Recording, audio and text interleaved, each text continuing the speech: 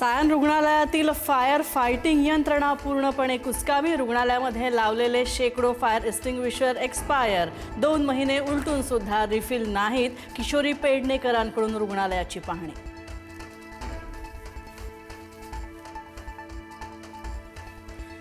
शरद पवारांचा वारकरी संप्रदायावर मोठा भाष्य। वारकरी संप्रदायामध्ये प्रतिगामी लोकांची घुसखोरी। पवारांचं वक्तव्य 60% लोकांची मांडणी ही धर्मांध शक्तींना बळ देणारी पवारांचं विधान।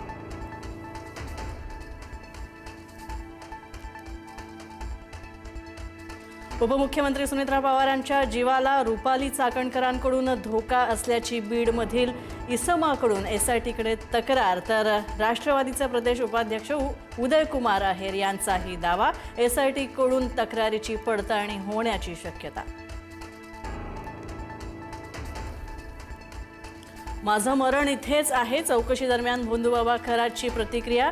फसवणुकीचा गुन्हा खरातने कबूल केल्याची ही माहिती। एसआयटीच्या तपासामध्ये आणखी धक्कादायक माहिती समोर येण्याची शक्यता।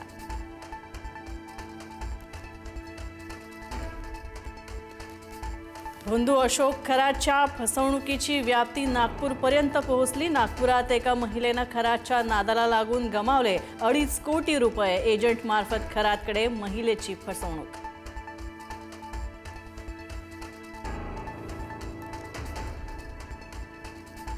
ईडीकडून अशोक खरातचे 3 बँक अकाउंट्स झाले सील। खरातच्या पत्नीचंही बँक खातं सील। गेल्या 3 वर्षातील व्यवहारांची ईडीकडून सखोल पडताळणी। संशयास्पद व्यवहारांवर ईडीचं लक्ष।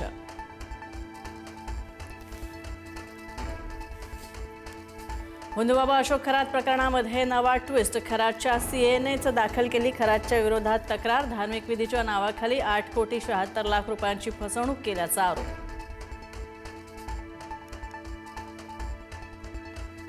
नाशिकच्या आयटी कंपनीतील लैंगिक शोषण धर्मांतरणाच्या प्रकरणाचा केंद्रीय यंत्रणांकडून तपास होण्याचीही शक्यता। एनआयए एटीएस सोबतच सीबीआय कडूनही चौकशीची शक्यता।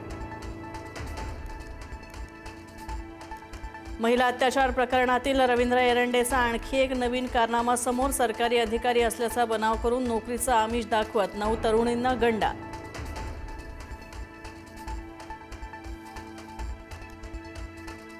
पुरंदर इथं मंत्री छगन भुजबळ यांचं हेलिकॉप्टर उतरवताना पायलटची मोठी चूक। पायलटनं भुजबळांचं हेलिकॉप्टर हेलिपॅडवर उतरवण्याऐवजी शिकूया एआयची क्रांती। चला करूया MSCIT।